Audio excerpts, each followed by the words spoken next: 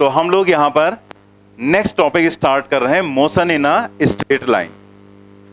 ये जो चैप्टर हम लोग जो ये बुकलेट पढ़ने जा रहे हैं, यही फिजिक्स की सबसे ज्यादा इंपॉर्टेंट बुकलेट है। ये सबसे ज्यादा इंपॉर्टेंट है जो हम लोग यहां पर पढ़ने जा रहे हैं अभी।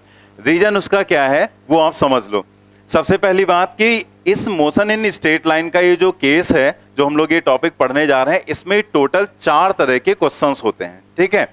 इसलिए आप देखो इसके ऊपर जो कवर पेज है उस पर लिखा हुआ है motion in one straight line, और उसके आगे लिखा है 1 2 3 एंड 4। तो वो 1 2 3 4 है क्या एक्चुअल में? वो एक्चुअल में 4 तरह के प्रॉब्लम्स इसमें आते हैं। कौन कौन से? एक तो बेसिक डेफिनेशन के प्रॉब्लम्स होते हैं, जिसमें हॉरिजॉन्टल वाली कंडीशंस आते हैं, जिसमें हम लोग डिस्टेंस डिस्प्लेसमेंट की बात करते हैं। तो ये जो यहां पर मोशन इन स्ट्रेट लाइन है, उसमें जो 4 तरह की प्रॉब्लम्स हैं वो क्या है? तो ये जो पहला वाला जो पार्ट है, जैसे first, then second, third and fourth, ठीक है। जो पहला पार्ट है इसमें बेसिक डेफिनेशंस आएंगे, मतलब डिस्टेंस क्या है, डिस्प्लेसमेंट क्या है, एवरेज स्पीड क्या है, एवरेज वेलोसिटी क्या है, वो सारी चीजें, इंस्टेंटेनियस क्या है, एक्सेलरेशन क्या है, वो सारी चीजें आएंगी यहां पर। हॉरिजॉन्टल वाला केस रहेगा ये, ठीक है। सेकंड जो पार्ट है उसमें हम लोग पढ़ेंगे मोशन इन वन डायमेंशन का, मोशन अंडर ग्रेविटी का केस, ठीक है। मतलब बॉल जो है वो नीचे, ऊपर से नीचे फेंकी है, नीचे से ऊपर, इससे रिलेटेड जो चीजें रहती हैं, तो वो सारी कंडीशंस हम देखेंगे सेकंड में।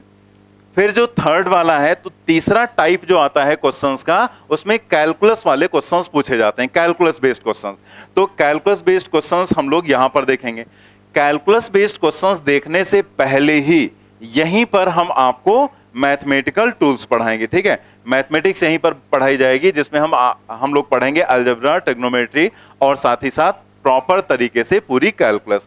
एंड देन उसके बाद तुरंत यहां पर पूरा कैलकुलस वाला असाइनमेंट करेंगे। उससे क्या रहेगा, हमें बहुत अच्छे से पूरी कैलकुलस भी समझ में आ जाएगी, और उसका जो यहां पर तरीके जो कुछ भी है उसमें, वो सारी चीजें हमें समझ में आ जाएंगी, ठीक है। और उसकी प्रैक्टिस भी हम लोग कर लेंगे। देन हम लोग यहां पर चौथा टाइप जो क्वेश्चंस का पूछा जाता है मोशन इन 1D में, वो होता है ग्राफ का। तो यहां पर हम लोग ग्राफ पढ़ेंगे, और ग्राफ पढ़ने से पहले, ग्राफिकल क्वेश्चंस करने से पहले हम लोग पूरा ग्राफ पढ़ेंगे, ठीक है। मतलब यहां पर आपको ग्राफ बताया जाएगा पूरा, एंड देन ग्राफिकल क्वेश्चंस आपको बताए जाएंगे। तो ग्राफ क्या है, कितने टाइप के ग्राफ की रिक्वायरमेंट है, ग्राफिकल एनालिसिस क्या है। ग्राफिकल एनालिसिस में मतलब position time graph, velocity time graph और एक्सेलरेशन टाइम ग्राफ, वो सारी चीजें पढ़ेंगे। देन हम ग्राफिकल एनालिसिस करने के बाद ये सारे क्वेश्चंस करेंगे, ठीक है। तो ये इस तरीके से हम लोग मोशन इन स्ट्रेट लाइन पढ़ेंगे। आपने ये चैप्टर अगर बढ़िया से तैयार कर लिया, मतलब इस पूरे चैप्टर में जितनी चीजें बताई जाएं, उसको इतनी बार रिवाइज करो कि वो एक एक चीज आपको याद हो जाए। मतलब इवन क्वेश्चंस देखते ही आपको उसका पूरा प्रोसीजर याद हो जाए कि इसका प्रोसीजर क्या है। कोई एग्जाम्पल हम कराएं यहां पर, चाहे वो कैलकुलस में एग्जाम्पल कराएं, चाहे वो ग्राफ में कराएं, या कहीं भी, देखते ही आपको तुरंत समझ में आ जाए। मतलब आपको सोचना ना पड़े। मतलब जैसे वो बायो में पढ़ते ना, ऑटोनॉमस सिस्टम, तो ऐसे समझ लो यहां तुम्हें ये ऑटोनॉमस सिस्टम ही बनाना है कि जैसे देखा हो ऑटोमेटिकली सब कुछ हो रहा है। मतलब तुरंत याद आ रहा है, सारी चीजें याद रही, फॉर्मूले याद आ रहे हैं, कॉन्सेप्ट याद आ रहे हैं, प्रोसीजर याद आ रहा है। अगर तुमने ये कर लिया, ठीक है, तो समझ लो तुम्हारी 40% प्रॉब्लम जो फिजिक्स की है वो खत्म हो गई। इतने से ही, सिर्फ इसी एक बुकलेट से 40% तुम्हारा काम खत्म हो गया। फिर बचता है सिर्फ 60%, बस वही तुम्हें करना है। 40% तुम्हारा यहां से काम खत्म हो जाएगा। इसमें हम एक टॉपिक और जोड़ लेंगे, वेक्टर, ठीक है। मतलब 40% में वेक्टर भी शामिल रहेगा, जो नेक्स्ट टॉपिक रहेगा हम लोगों का। तो सोच लो कि यही पूरा बेस है पूरी फिजिक्स का। अब कैसे, क्यों इसको हमने 4 भागों में बांटा है? क्योंकि पूरी फिजिक्स का बेस यही, आधार यही, और अगर आधार मजबूत है तो सारी चीजें मजबूत हो जाएंगी। जैसे कोई बिल्डिंग बनाई जाती है, जैसे आपके घर बना हुआ, ठीक है, 2 मंजिल बनाओ, 2.5 मंजिल बनाओ हो, ठीक है, उसमें बहुत सारी चीजें होती हैं, बहुत सारे रूम होते हैं, ड्राइंग रूम होते हैं। मतलब 3 मंजिल नहीं बनाया जाता है कर रहे हैं, ठीक है, 2 मंजिल अच्छा, तुम लोग को अभी पता नहीं होगा, जो गवर्नमेंट की तरफ से जो अप्रूवमेंट मिलता है वो सिर्फ 2.5 मंजिल का मिलता है। ये अलग बात है, हम लोग इंडियंस हैं, 3.5 बना रहे होते हैं, ठीक है, वो अलग बात है, लेकिन 2.5 मंजिल का ही अप्रूवमेंट होता है। जितनी भी कॉलोनी बनी है, अगर गवर्नमेंट चाह जाए, क्योंकि वो चाहेगी नहीं, क्योंकि उसको वोट लेना है, लेकिन अगर वो चाह जाए तो सारे जितने 2.5 मंजिल से ऊपर बने हुए हैं सारे गिरवा सकती है वो, कोई अप्रूवमेंट नहीं होता है। 2.5 मंजिल से ऊपर आप बना नहीं सकते, उसके लिए परमिशन लेनी पड़ती। 2.5 के ऊपर बना, जैसे जो बड़ी बिल्डिंग्स हैं वो बनाई जाती है, प्रॉपर परमिशन होते हैं, बहुत लंबा चौड़ा पैसा देना पड़ता है वहां पर। मतलब गवर्नमेंट का एक रूल है कि पर स्क्वायर फीट इतनी फीस लगेगी, तब जाके उसका मैप आपका अप्रूव होगा। 1 नंबर वाला, 2 नंबर वाला फिर वो अलग चलता है, ठीक है। तो बहुत बहुत खर्चे होते हैं, तो इसीलिए मैंने 2.5 मंजिल बोला था ठीक है। तो 2.5 मंजिल से ज्यादा का अप्रूवमेंट नहीं होता। तो ये जो यहाँ पर है, तो बता क्या रहे थे, तुम कहाँ पहुंचा देते हो।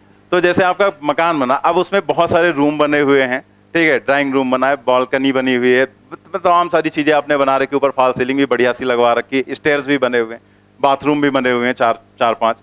तो जो भी है सब कुछ आपने बनवा रखा है। लेकिन अगर देखा जाए तो उन सब का जो आधार है वो जमीन के अंदर है, ठीक है, और उसका कोई यूटिलाइजेशन तो है नहीं।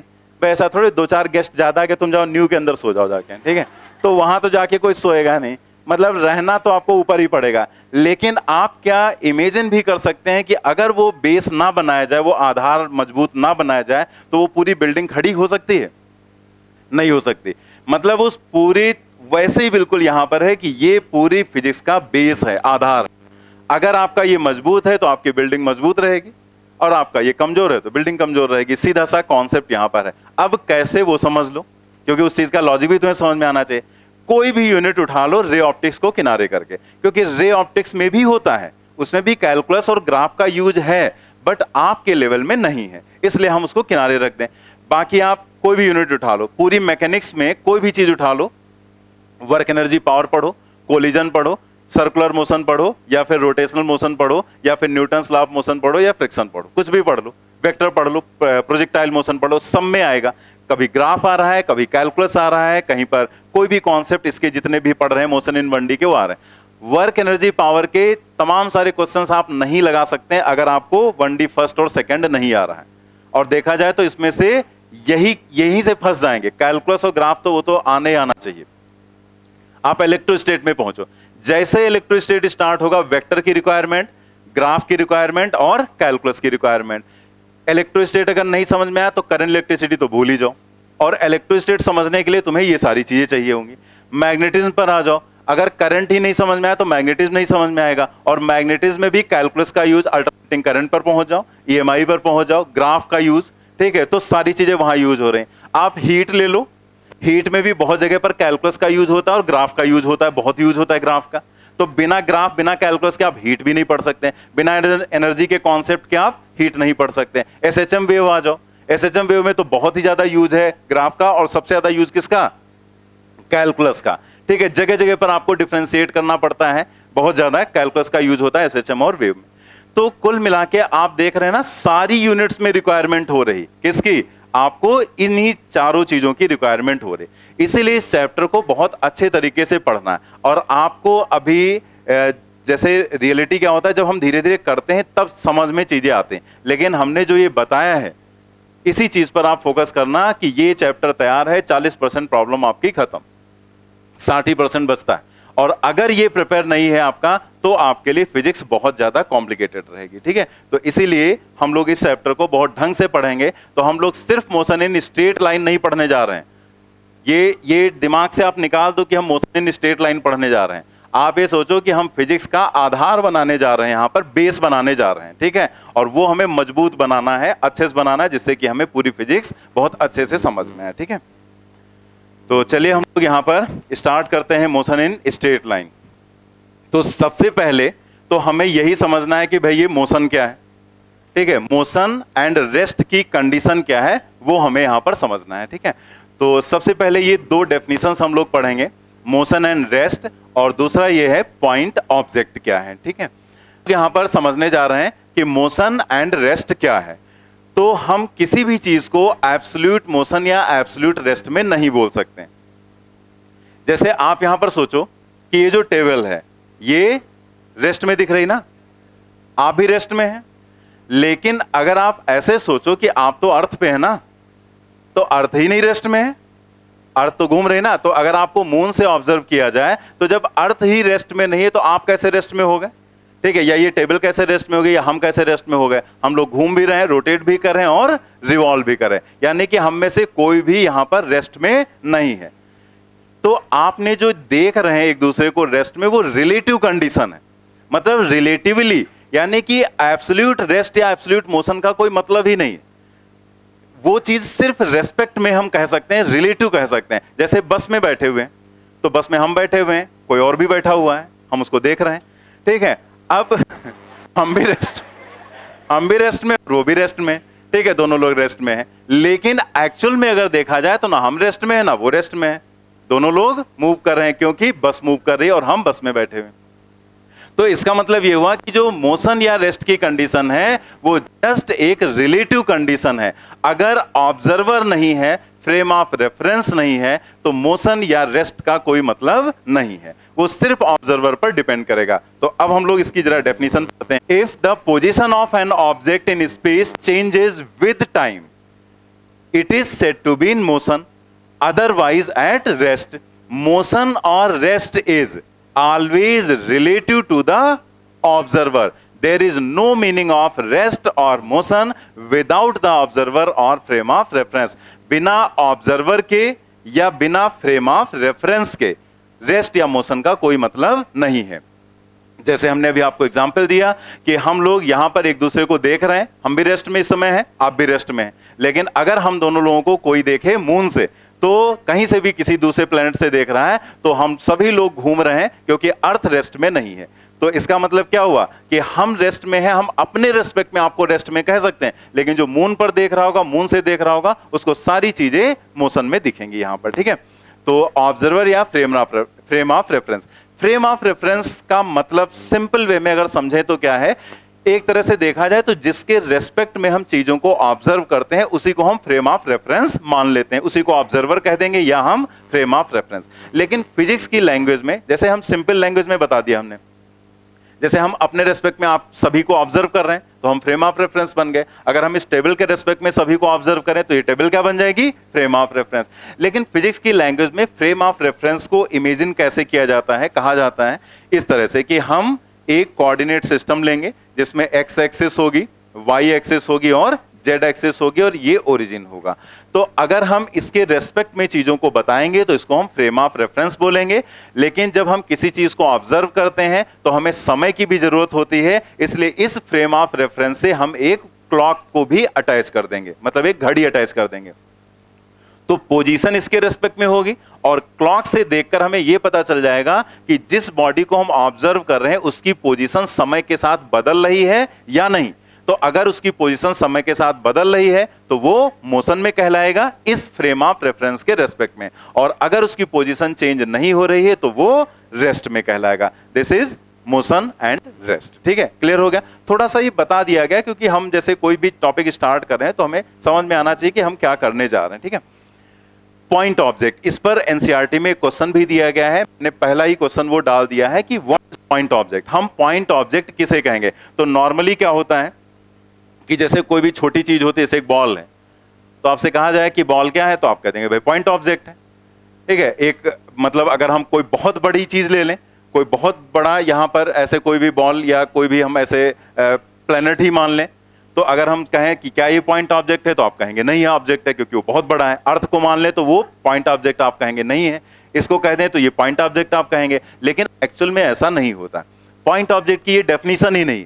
पॉइंट ऑब्जेक्ट का मतलब छोटे या बड़े से नहीं है, मतलब अगर आप प्रॉपरली देखें तो सिर्फ छोटे या बड़े से उसका लेना देना नहीं है।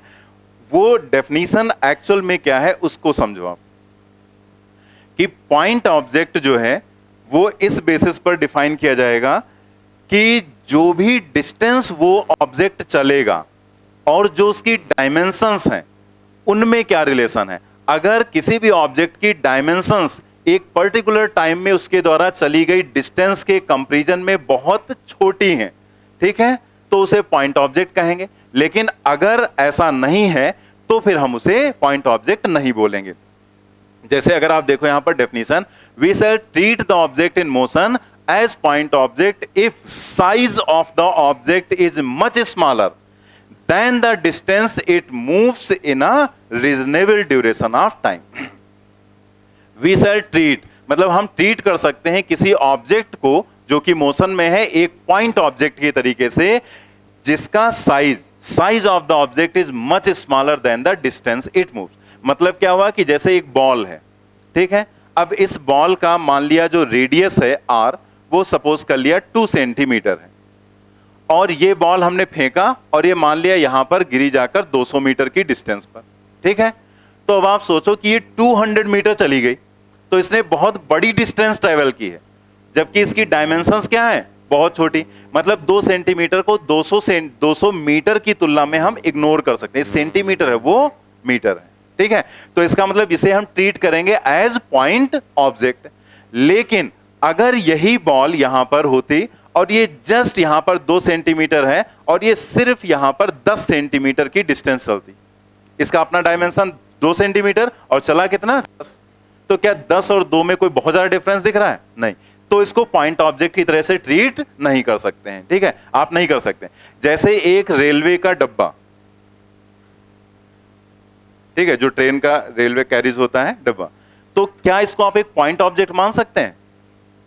मतलब अगर ऐसे रखा हुआ है तो काफी बड़ा होता है ना, तो उसको पॉइंट ऑब्जेक्ट नहीं ले सकते। लेकिन अगर हम कह दें कि ये एक स्टेशन है और ये एक दूसरा स्टेशन है, ठीक है, तो एक डब्बा यहां से, मतलब जो पूरी ट्रेन जा रही है, तो ये जो एक कैरिज है ये इस स्टेशन से इस स्टेशन तक पहुंचा। अब ये पॉइंट ऑब्जेक्ट होगा या नहीं होगा? क्योंकि ये है तो बहुत बड़ा, लेकिन जितनी डिस्टेंस उसने ट्रेवल की है वो डिस्टेंस बहुत ज्यादा है। भाई एक स्टेशन से दूसरा स्टेशन, तो स्टेशन दूर दूर होते हैं ना, नजदीक थोड़ा होता है कि एक स्टेशन यहां बना दूसरा उस दरवाजे के पास बना हो, ऐसे तो होता नहीं, कुछ कई किलोमीटर की डिस्टेंस होती है। तो जो डिस्टेंसेस हैं वो काफी ज्यादा है, जबकि उसका डायमेंशन उस डिस्टेंस की तुलना में काफी कम है। इसलिए ये जो यहां पर होगा एक तरह से पॉइंट ऑब्जेक्ट की तरह ट्रीट किया जा सकता है। तो फिर से अब डेफिनेशन पढ़ो, वी शैल ट्रीट, मतलब हम उसे ट्रीट कर सकते हैं the object in motion as point object. कब ट्रीट कर सकते हो? If the size of the object is much smaller than the distance it moves in a reasonable duration of time, ठीक है, तब उसे आप ट्रीट कर सकते हैं एज पॉइंट ऑब्जेक्ट। पहला क्वेश्चन देखते हैं हम लोग, क्योंकि वो एनसीईआरटी का क्वेश्चन है, यही पॉइंट ऑब्जेक्ट पर बेस्ड है, तो उसमें कुछ सॉल्व नहीं करना है, बस आपको उसको टिक करना है, ठीक है।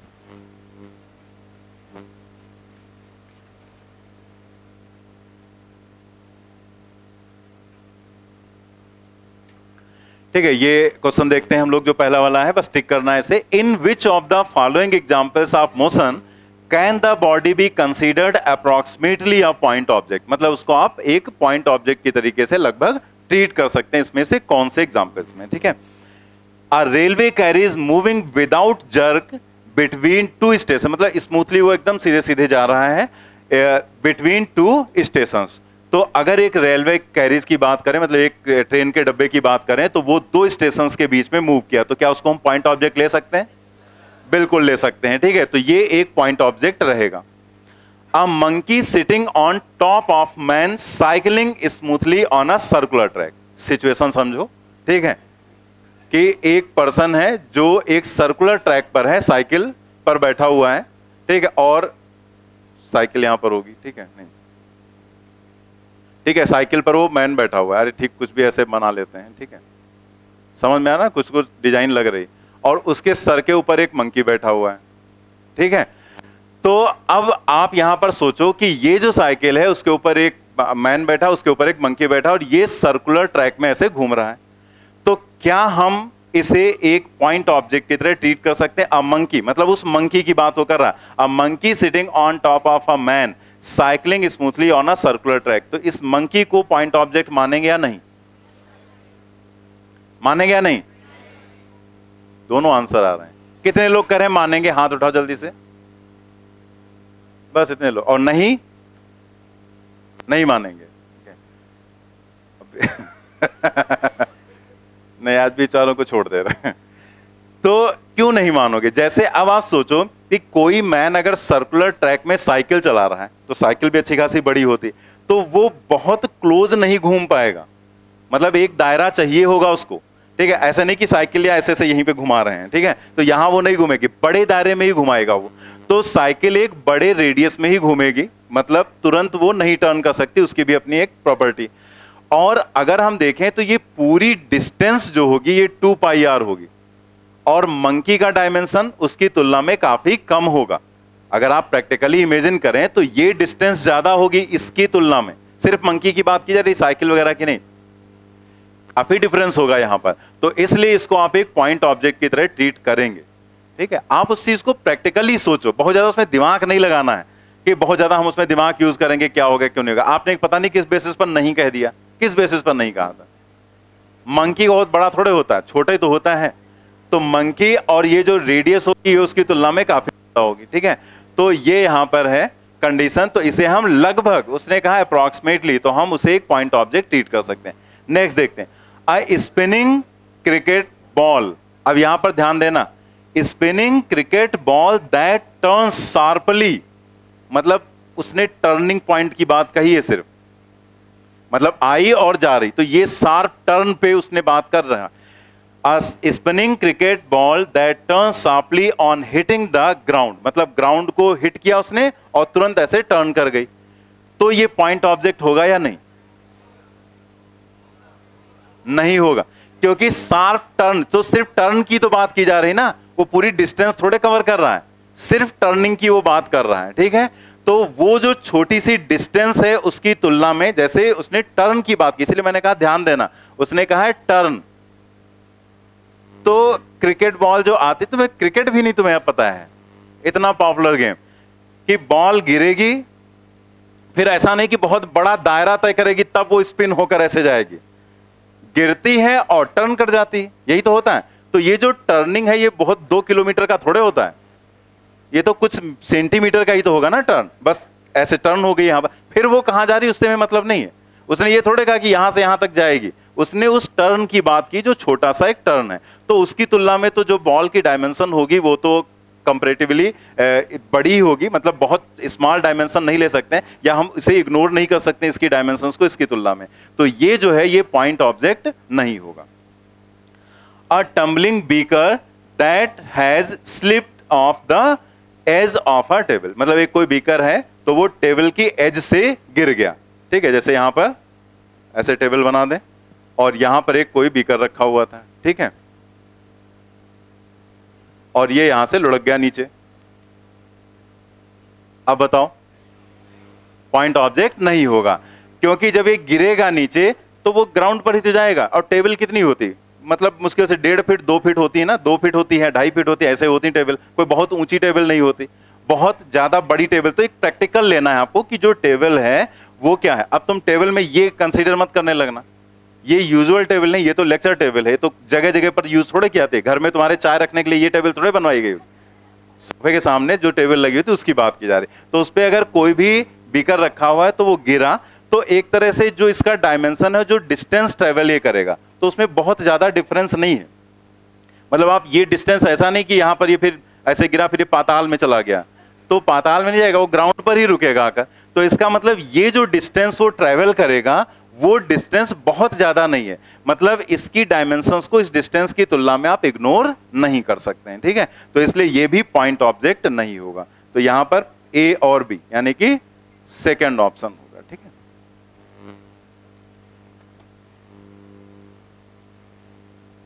तो ये एक ऐसा क्वेश्चन था जो आपको कंफ्यूज कर सकता था। तो थोड़ा सा हमें एक आइडिया लग गया इस क्वेश्चन से कि जब भी ऐसा कोई क्वेश्चन हमारे सामने आएगा तो हम थोड़ा सा केयरफुल होकर उस क्वेश्चन को पढ़ेंगे।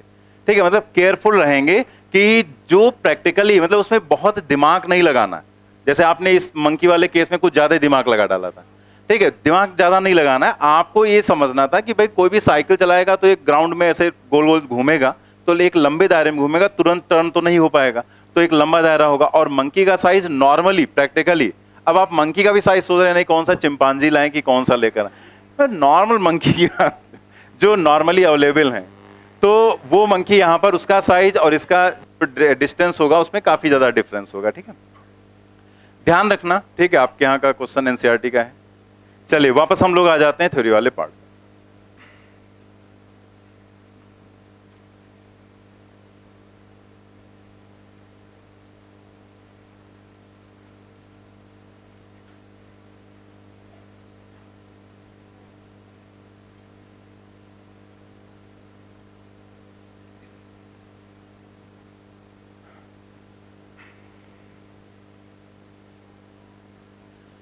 देखो, जो हम लोग ये करने जा रहे हैं, जो काम हम लोग करने जा रहे हैं, तो एक्चुअल में मोशन में दो तरह की कंडीशन, दो तरह की चीजें होती, दो ब्रांच कह सकते हैं हम लोग। एक होती है काइनेमेटिक्स और दूसरा होता है डायनामिक्स।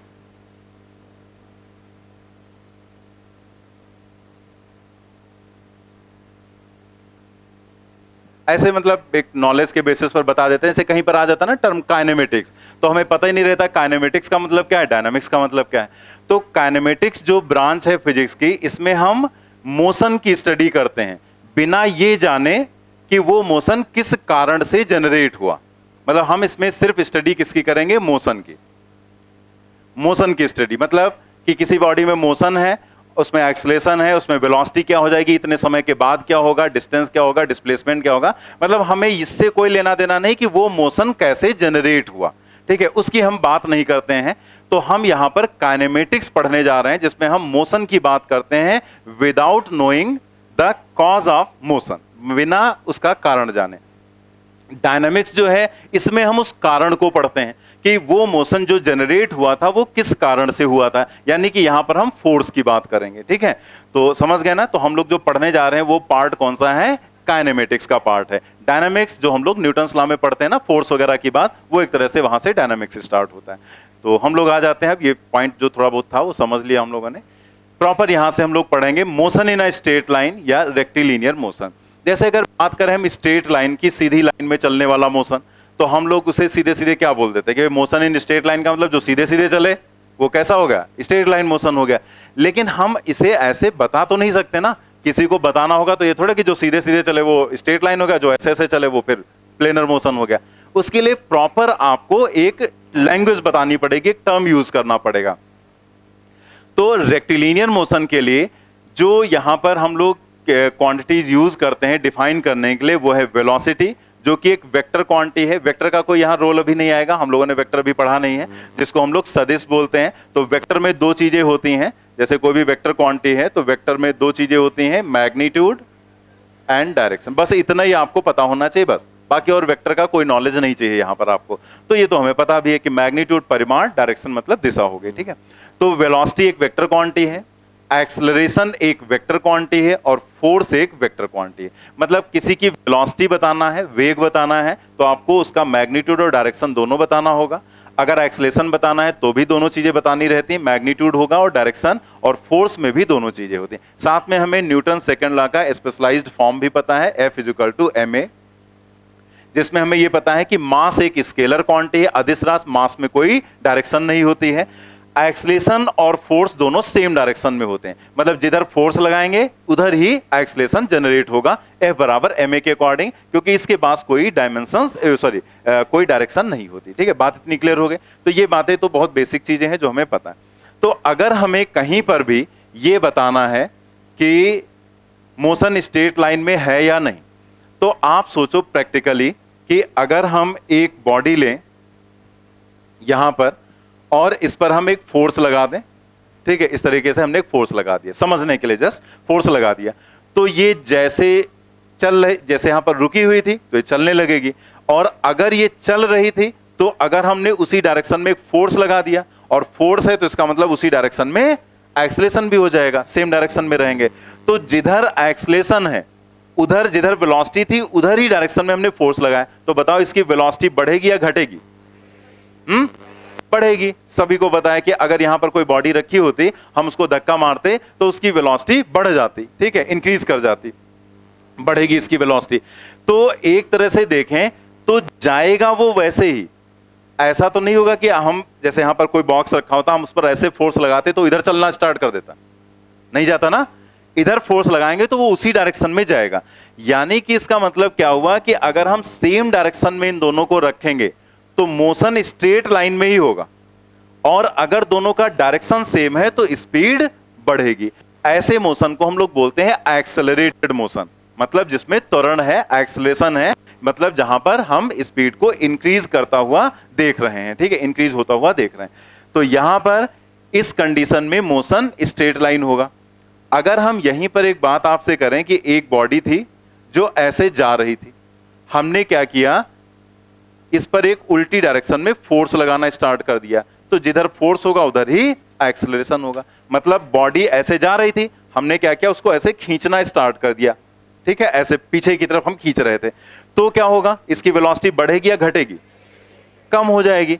लेकिन क्या अगर हम एकदम सीधे ही उसको खींच रहे हैं तो उसकी स्पीड कम होगी, जाएगा वो वैसे लेकिन स्पीड कम होगी। लेकिन ऐसा नहीं कि हमने अगर इधर फोर्स लगा तो उधर चलने लगेगा या इधर चलने लगेगा, ऐसा तो नहीं होगा। यानी कि अगेन उसका मोशन स्ट्रेट लाइन ही रहेगा, बस उसकी स्पीड डिक्रीज करेगी, ठीक है। तो अगर हम सेम डायरेक्शन में फोर्स लगाते तो उसकी स्पीड बढ़ती, और अपोजिट लगाएंगे तो उसकी स्पीड घटेगी, लेकिन मोशन स्ट्रेट लाइन ही रहेगा। इस तरह के मोशन को हम एक्सेलरेटेड मोशन बोलेंगे, और इस तरह के मोशन को हम रिटार्डेड मोशन बोलेंगे। पढ़ते हैं। For rectilinear motion velocity vector v, acceleration vector a या फोर्स वेक्टर, क्योंकि f और a तो सेम ही डायरेक्शन में रहेंगे, because of f is equal to m into a, ठीक है, दोनों का डायरेक्शन सेम रहेगा। तो चाहे हम एक्सेलेरेशन बोल दें या हम फोर्स बोल दें, must be along the same straight line, मतलब वो सेम स्ट्रेट लाइन में होंगे, जिसको हम क्या कहेंगे, कोलिनियर। यानी कि देखो यहां ध्यान देना, सेम डायरेक्शन नहीं लिखा गया, क्या लिखा गया है, सेम स्ट्रेट लाइन, यानी कि कोलिनियर की कंडीशन, को मतलब समान, लीनियर मतलब लाइन, तो सेम लाइन में वो होने चाहिए। For rectilinear motion velocity vector, acceleration vector या force vector must be along the same straight line, is collinear. तो आज से कोई भी आपसे पूछे कि स्ट्रेट लाइन मोशन या वन डायमेंशनल मोशन की कंडीशन क्या है, तो आप क्या कहेंगे कि वेलोसिटी और एक्सेलरेशन वेक्टर कोलिनियर होने चाहिए। बस ये सारी चीजें, ऐसा नहीं कि बस ऐसे बस हमने पढ़ लिया भूल गए, थ्योरेटिकल पेपर आने लगा है, थ्योरेटिकल क्वेश्चंस आ रहे हैं, स्टेटमेंट के क्वेश्चंस आ रहे हैं, असर्शन रीजन भी आ जाता है, मैचिंग आ जाता है, कुछ भी आ रहा है। तो थ्योरी के लिए ही हम आपको इतना जोर देके सारी चीजें बता रहे हैं, ठीक है। तो ध्यान रखना कि एक्सलेट मतलब अगर कोई पूछ रहा है मोशन स्ट्रेट लाइन, तो आपको ये बताना है कि वेलोसिटी और एक्सेलरेशन क्या होने चाहिए, कोलिनियर। अब अगर कोलिनियर है तो उसमें दो कंडीशंस हैं, या तो सेम डायरेक्शन होगी और या अपोजिट होगी। तो अगर v और a सेम डायरेक्शन में है तो ऐसे मोशन को हम एक्सेलरेटेड मोशन कहेंगे, v और a अगर अपोजिट डायरेक्शन में है तो ऐसे मोशन को हम रिटार्डेड मोशन कहेंगे। एक्सेलरेटेड मोशन, जैसे देखो इसमें a और b सेम डायरेक्शन में है तो वेलोसिटी बढ़ेगी, और रिटार्डेड मोशन में a अपोजिट हो गया v के तो वेलोसिटी घटेगी। कुछ लोगों के दिमाग में यह रहता है कि अगर पॉजिटिव है एक्सेलरेशन तो वेलोसिटी बढ़ेगी, और नेगेटिव एक्सेलरेशन है तो वेलोसिटी घटेगी, लेकिन ये बिल्कुल ही गलत है। अगर आपके माइंड में ऐसा है कि एक्सेलरेशन पॉजिटिव है तो वेलोसिटी बढ़ेगी, एक्सेलरेशन नेगेटिव है तो वेलोसिटी घटेगी, तो इसको अपने दिमाग से निकाल दो। ये कंफ्यूजन ही होता है जस्ट, इसीलिए एनसीईआरटी में क्वेश्चन भी दिया गया इसी पर, जिसमें ये चीज पूछी भी गई है। तो वो क्वेश्चन जब आएगा तो हम लोग डिस्कस करेंगे इस बात को। तो इसीलिए देखो हमने ये नहीं बताया कि पॉजिटिव होगा तो एक्सेलरेटेड मोशन, नेगेटिव होगा तो रिटार्डेड। हमने क्या बताया कि सेम डायरेक्शन में होंगे तो एक्सेलरेटेड और अपोजिट होंगे तो रिटार्डेड। सेम डायरेक्शन का मतलब वो दोनों प्लस में हो या दोनों ही माइनस में हो। अपोजिट का मतलब एक प्लस में हो और एक माइनस में हो। कोई भी प्लस में हो सकता है, कोई भी माइनस हो सकता है। मतलब नेगेटिव एक्सेलरेशन होगा, माइनस में अगर ये होगा और वो प्लस में होगा तो भी वो अपोजिट रहेंगे। अगर ये दोनों माइनस में हो जाते तो दोनों सेम डायरेक्शन में हो जाते। तो हमें अभी प्लस माइनस के चक्कर में नहीं पड़ना है, हमें सिर्फ इतना याद रखना है कि same direction accelerated, opposite direction retarded, ठीक है। For two dimensional motion v and a must be, हम यहां पर देखेंगे कि जो v और a है ये क्या होने चाहिए, must be non collinear. For example projectile motion और सर्कुलर मोशन। जैसे अगर हम बात करें प्रोजेक्टाइल मोशन की, तो प्रोजेक्टाइल मोशन इस तरीके से, जैसे कोई भी पार्टिकल हमने ऐसे फेंका, ठीक है, प्रक्षेप्य गति जिसको बोलते हैं। तो इस कंडीशन में क्या होता है कि कहीं पर भी अगर आप देखेंगे तो वेलोसिटी टेंजेंट के लॉन्ग रहेगी, लेकिन जो एक्सेलरेशन होता है वो ऐसे डाउनवर्ड होता है, ठीक है। ग्रेविटी का एक्सेलरेशन होता है ना, एक्सेलरेशन ड्यू टू ग्रेविटी, वो ऐसे रहता है। तो आप देखो ये दोनों कोलिनियर नहीं, कोलिनियर मतलब एक ही लाइन में होने चाहिए, लेकिन ये एक लाइन में कहीं भी आपको नहीं मिलेंगे। ऐसे ही अगर सर्कुलर मोशन होता है तो सर्कुलर मोशन में भी क्या होता है, जैसे अगर यूनिफॉर्म सर्कुलर मोशन लें तो एक सेंट्रीपिटल एक्सेलरेशन होता है, मतलब टुवर्ड सेंटर, और एक वेलोसिटी जो रहती है वो टेंजेंशियल होती है। अगेन दोनों कोलिनियर नहीं है, तो ये मोशन टू डायमेंशनल होगा, ये मोशन टू डायमेंशनल है, ठीक है। तो टू डायमेंशनल मोशन के लिए ये नॉन कोलिनियर होने चाहिए, और वन डायमेंशनल के लिए ये कोलिनियर होने चाहिए, ठीक है। आगे बढ़ते हैं हम लोग, डिस्टेंस एंड डिस्प्लेसमेंट। अब जैसे एनसीईआरटी से उसने हटा दिया है, लेकिन एनसीईआरटी के क्वेश्चंस उसने नहीं हटाए डिस्टेंस डिस्प्लेसमेंट के। तो बिना आप सोचो डिस्टेंस डिस्प्लेसमेंट के हम फिजिक्स ही नहीं पढ़ पाएंगे, तमाम सारी चीजें हैं। तो ये चूंकि हटाया गया है क्योंकि ये उसने 9th-10th में पढ़ा दिया, तो हमने समझाया भी था कि जो चीजें 9th-10th में उसने पढ़ा दी उसने कहा यहां से हटा देते हैं, अगर आपको कोई प्रॉब्लम है तो वापस आप 9th-10th वाली बुक से देख सकते हैं। तो हम लोगों को सीधे सीधे समझना है डिस्टेंस एंड डिस्प्लेसमेंट क्या है, दूरी और विस्थापन। अब देखो ये है तो बहुत आसान पॉइंट, यहां पर बहुत आसान लगता है, लेकिन जब बात आ जाती है क्वेश्चंस की तो वहीं पर हम कंफ्यूज हो जाते हैं कि डिस्टेंस क्या लेंगे या डिस्प्लेसमेंट क्या लेंगे। तो आपको बेसिक पॉइंट जो यहां बताया जा रहा है इस पर बस ध्यान देना है, फिर कभी कंफ्यूजन नहीं होगा। तो दूरी और विस्थापन बिटवीन ए एंड बी, जैसे अगर हम देखें यहां पर एक पॉइंट है ए और यहां पर एक पॉइंट है बी, तो हम ए से बी तक जा रहे हैं। तो अगर हम ए से बी तक ऐसे गए, मतलब इधर के थ्रू ऐसे होते हुए और यहां से होते हुए हम बी तक पहुंचे, तो जो एक्चुअल पाथ लेंथ है, एक्चुअल पाथ लेंथ मतलब जो पाथ आप फॉलो कर रहे हैं उसकी लेंथ, मतलब जिधर जिधर से आप जा रहे हैं उसको नापते हुए चले जाओ, उसी को हम दूरी बोलते हैं, उसी को हम डिस्टेंस बोलते हैं। तो ये एक्चुअल पाथ लेंथ होती। और डिस्प्लेसमेंट क्या है? Shortest distance between initial and final position, मतलब इनिशियल हम यहां थे और फाइनल यहां थे, तो जो शॉर्टेस्ट मतलब सबसे छोटी दूरी जो है, सबसे छोटी दूरी, तो सबसे छोटी दूरी स्ट्रेट ही तो होगी, क्योंकि हल्का सा भी कर्व ले जाएंगे तो बढ़ जाएगा उसकी वैल्यू। तो सबसे छोटी दूरी स्ट्रेट लाइन होती, तो जो सबसे छोटी दूरी है, शॉर्टेस्ट डिस्टेंस जो है, उसको हम क्या कहेंगे? डिस्प्लेसमेंट यानी कि विस्थापन कहेंगे। ठीक है, तो अगर कोई पर्सन यहां से यहां तक चलता है, मान लिया वो 10 मीटर चला, उसने नापते हुए वो गया और कितना गया? 10 मीटर। तो वो 10 मीटर चला, लेकिन जब सीधे सीधे नापा गया, ठीक है, जैसे मान लिया हम यहां से भी इस पॉइंट से चलना स्टार्ट करें और हम ऐसे बीच से होते हुए और ऐसे उधर जाएं और उधर से घूमकर यहां पर हम इस फैन के पास खड़े हो जाएं आकर, ठीक है। तो अगर हम वहां तक खड़े हो गए, मतलब हम यहां से चले और इधर से होते हुए ऐसे आ गए, यहां पर ये फैन रखा हुआ था और हम यहां पर जहां थे यहां से चलना स्टार्ट किया, तो हम ऐसे बीच से घूमते घामते और यहां तक हम आ गए। तो मान लिया ये जो हम टोटल चले वो सपोज कर लिया हमारा था, सपोज कर लिया ऐसे मान लिया 20 मीटर था, तो हम 20 मीटर चल के यहां पर खड़े हो गए।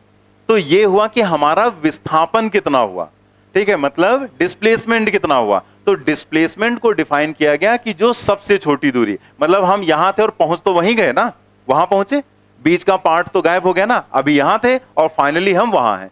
तो हम कितना डिस्प्लेस हुए, कितना विस्थापित हुए अपनी इनिशियल कंडीशन से, उसी को हम डिस्प्लेसमेंट बोलते हैं। और वो सपोज कर लिया हुआ है 5 मीटर, ठीक है, मतलब यहां से यहां तक जब नापा गया तो 5 मीटर आया।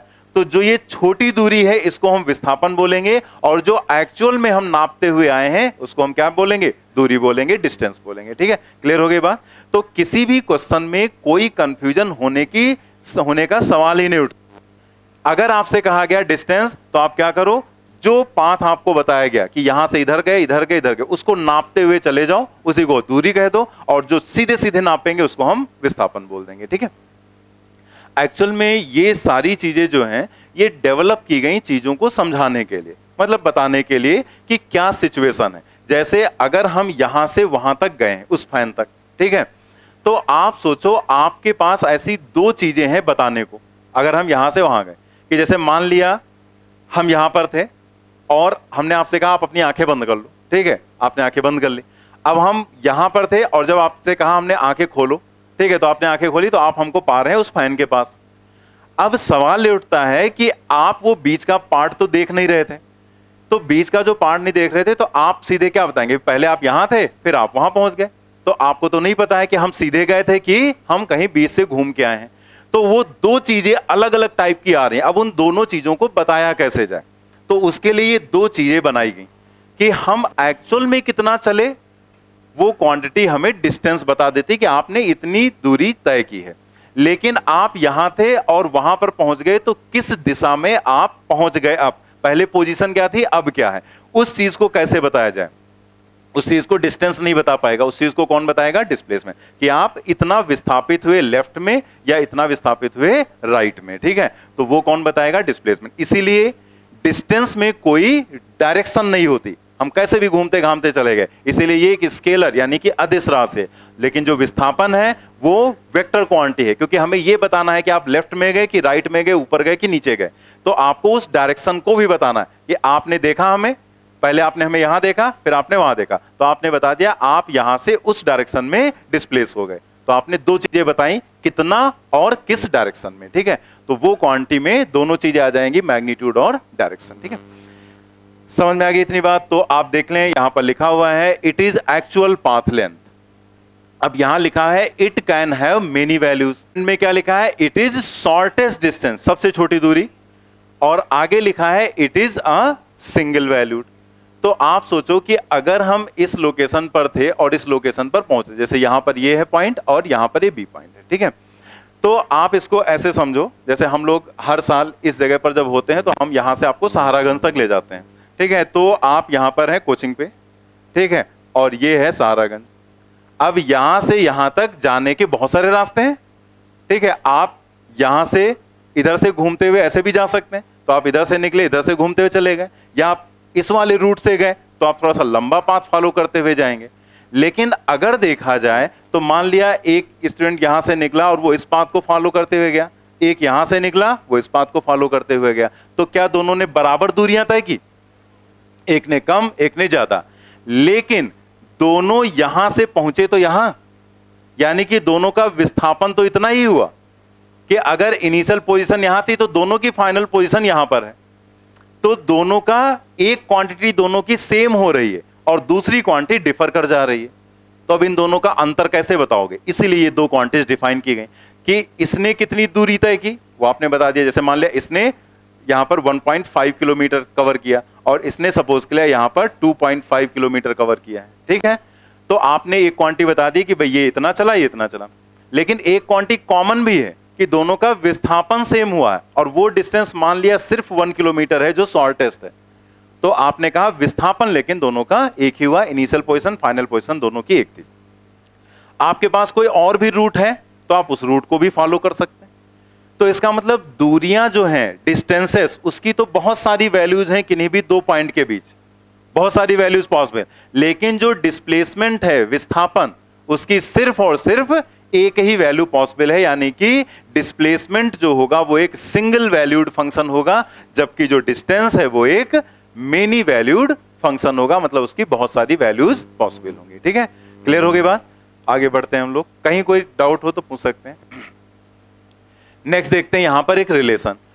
इस रिलेशन को देखो कि जो डिस्टेंस और डिस्प्लेसमेंट है उसके बीच में रिलेशन क्या होता है। उसके बीच में यहां पर एक रिलेशन होता है कि डिस्टेंस हमेशा ज्यादा होगी डिस्प्लेसमेंट के मैग्नीट्यूड से। मैग्नीट्यूड इसलिए लगा दिया गया क्योंकि एक वेक्टर क्वांटिटी है और एक स्केलर है, तो स्केलर और वेक्टर में हम डायरेक्शन को फिर हमें हटाना पड़ेगा, क्योंकि हम डायरेक्शन इसके पास है ही नहीं, तो कंपेयर क्या करोगे? तो दोनों के पास मैग्नीट्यूड है, तो मैग्नीट्यूड को कंपेयर किया था। तो जब हम कहीं पर ऐसे दो लाइंस ड्रॉ कर देते हैं तो उसका मतलब मॉड से होता है, मैग्नीट्यूड से होता है, ठीक है। तो हम लोग यहां पर देखें कि ये एक रिलेशन होता है, distance greater than or equal to magnitude of displacement. अब इसमें दो कंडीशन है कि ग्रेटर भी होगा और इक्वल भी होगा। तो कब ग्रेटर होगा, कब इक्वल होगा, ये हमें समझना है। तो distance is equal to displacement. आप देखो, जैसे अगर हम यहां पर आपसे कहें कि एक पर्सन है, वो इस ए पॉइंट से चला, यहां से वो चलना स्टार्ट करता है, ठीक है, और वो इस बी पॉइंट तक जाता है, और यहां तक वो चल रहा है कितना? 10 मीटर, 10 मीटर चला। तो अगर वो 10 मीटर चल रहा है तो हमने आपसे पूछा बताओ दूरी कितनी, डिस्टेंस कितनी? Distance 10 metre. और अगर डिस्प्लेसमेंट कहा जाए, अगेन 10 मीटर, क्योंकि सीधे सीधे ही जा रहा है ना, तो जितनी दूरी तय कर रहा है उतना ही विस्थापन हो रहा है उसका। यानी कि डिस्टेंस और डिस्प्लेसमेंट दोनों बराबर कब होंगे? When body moves along a straight line without changing its direction, जबकि वो अपनी डायरेक्शन चेंज ना करे। लेकिन अगर यहां सोचो कि यही पर्सन यहां से चलता ए पॉइंट से, ठीक है, और ये यहां पर बी पॉइंट तक जाता, इस बी पॉइंट तक यहां पर गया, और उसके बाद देन वो वापस रिटर्न हो गया, सपोज कर लिया वो यहां से उसी लाइन पर वापस आ रहा है, तो उसको नीचे हम दिखा रहे हैं, इस पॉइंट पर वो पहुंच गया इस लोकेशन पर, ठीक है, और ये 10 मीटर यहां पर गया था और वापस यहां पर कितना आया, सपोज कर लिया 6 मीटर वापस आ गया, ठीक है। अब अगर हम आपसे कहें कि बताओ डिस्टेंस कितनी, डिस्टेंस 16, ठीक है, क्योंकि एक्चुअल पाथ में भाई हमने क्या कहा था, डिस्टेंस है तो आप उसको नापते हुए चलो, तो 10 मीटर नापा, 6 मीटर नापा, तो अगर हम डिस्टेंस की बात करें तो डिस्टेंस यहां पर 16 मीटर है। लेकिन अगर हम डिस्प्लेसमेंट की बात करें तो कितना, 4। डिस्प्लेसमेंट हमेशा मेजर करेंगे इनिशियल, ये इनिशियल पोजीशन है और ये फाइनल पोजीशन है, तो इनिशियल टू फाइनल ये, और इसका मैग्नीट्यूड 10 और 6 वापस आ गया, तो ये कितना है, 4 metre, and this is 4 metre. ठीक है, तो अगर वो वापस आ गया, अपनी डायरेक्शन उसको चेंज कर दी, या फिर वो कर्व पाथ पर चले, जैसे आप सोचो कि अगर एक पर्सन ऐसे जाता सेमी सर्किल में, मान ली यहां पर ये रेडियस है 1 मीटर, ठीक है, रेडियस कितनी है, 1 मीटर, और उसने यहां से चलना स्टार्ट किया इस लोकेशन से ए से, और वो ऐसे जा रहा है, ठीक है, और यहां पर वो पहुंचा बी पॉइंट पर। अब अगर हम बात करें यहां पर कि उसने कितनी दूरी तय की, ऐसे गया है, तो कितना, पाई आर, क्योंकि आधा सर्किल है ना, तो अगर हम बात करें डिस्टेंस की, तो डिस्टेंस हो जाएगी पाई आर। पाई की वैल्यू 3.14 और आर की वैल्यू है 1, ठीक है, आर रेडियस यहां पर 1 है, तो यही आ जाएगा 3 into 1 that is equal to 3.14, ठीक है। और अगर हम यहां पर बात करें डिस्प्लेसमेंट की, तो कितना, 2 मीटर। डिस्प्लेसमेंट होगी डायरेक्ट वाली डिस्टेंस, मतलब ये जो सीधे सीधे डिस्टेंस है शॉर्टेस्ट, इसको हम डिस्प्लेसमेंट कहेंगे, और ये कितना हो जाएगा, 2r के बराबर, that is equal to 2 metre, ठीक है, ये 2 मीटर हो गया। तो आप देखो इसमें भी डिस्टेंस ज्यादा है, डिस्प्लेसमेंट कम है, इसमें भी डिस्टेंस ज्यादा है, डिस्प्लेसमेंट कम है। इसका मतलब क्या हुआ, डिस्प्लेसमेंट इज यहां पर ग्रेटर का निशान, प्रिंट हो गया क्या, उसमें सही लिखा हुआ है ना,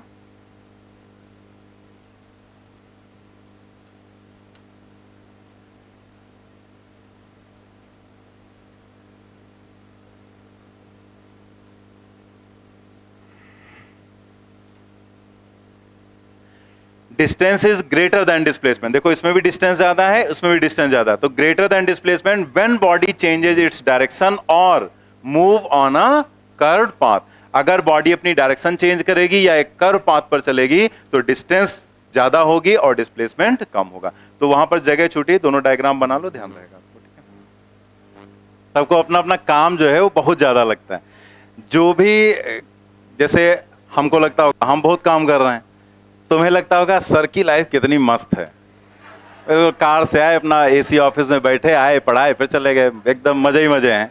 हम इतना काम कर रहे हैं दिन रात, जूलॉजी, बॉटनी, ये वो फलाना धमाका, केमिस्ट्री भी तो ये सबको अपनी अपनी फीलिंग यही आती है कि हम काम बहुत कर रहे हैं। जैसे उस दिन एसी वाले आए, तो उस दिन जैसे जब मैंने कहा था तब नहीं लगी थी, तो हमने उस बीच में हुआ था ना, उस दिन जैसे मैंने कहा था फिर लगी, उसके अगले टर्न पे लगी हुई थी। तो आए वो लोग, बहुत देर में आए थे, सर्वे करने आते हैं, तो हमने कहा यार हम पेमेंट कर रहे हैं पूरा, तुम तुरंत लगा दो, दिक्कत हो रही, बहुत ज्यादा टेम्परेचर। कहा अरे सर हम लोग के पास बहुत काम, आपके पास नहीं है तो क्या हम लोग भी ऐसे हमने कहा बात तो कर सही, तुम लोग के पास बहुत काम होगा। तो ऐसे तो मतलब सबको ही लगता है कि उन्हीं के पास सिर्फ काम है और किसी के पास नहीं। कुछ साल पहले की बात है, हम गए गांव, मतलब हम अपने रिलेटिव के यहाँ गए, गांव जो प्रॉपर गांव होते हैं, ठीक है, जहाँ गाय और भैंसे भी होती हैं काफी ज्यादा, वैसे वो तो शहर में भी होते हैं, ठीक है।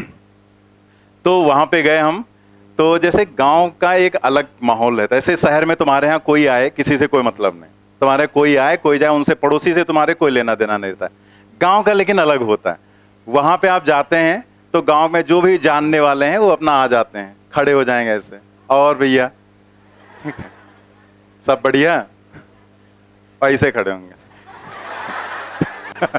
तो मम्मी पापा सब ठीक। अब हम उनको देख रहे हैं, हम तुमको जानते हैं, ठीक है, मेरे दिमाग में घुसा, उनको इससे कोई फर्क नहीं पड़ता कि हम उनको जानते हैं कि नहीं जानते, वो अपना मस्त रहते हैं, ठीक है।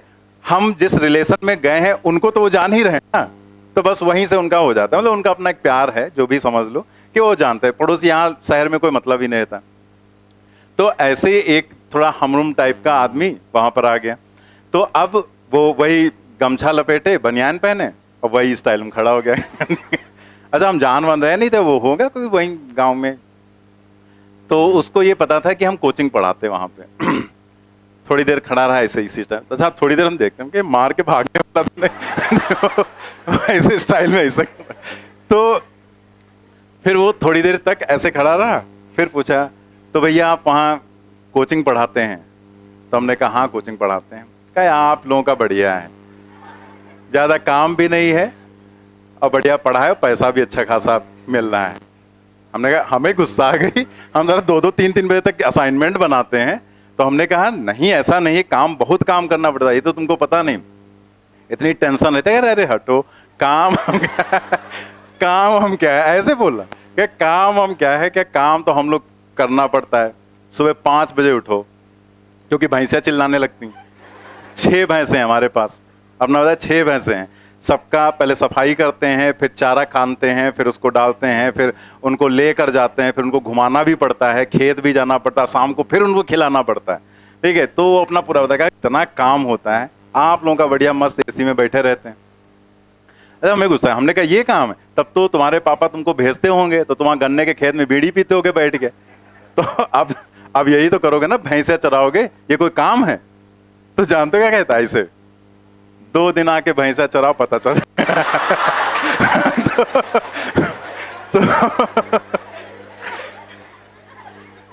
तो वही तुम लोग बता रहे कि मतलब ऐसा लगता है ना कि सबको ये लगता है कि हमारे पास बहुत काम है, बाकी दुनिया तो खाली पड़ी, किसी के पास कोई काम नहीं। तो तुमको भी यही फीलिंग आती है, लेकिन काम वाम क्या है, काम भी रेस्ट और मोशन की तरह है, मतलब उसमें फ्रेम ऑफ रेफरेंस की जरूरत है। जब तक आप रिलेट नहीं करेंगे, जब तक आप उसमें किसी दूसरे को रेफरेंस नहीं मानेंगे, तब तक नहीं समझ में आएगा।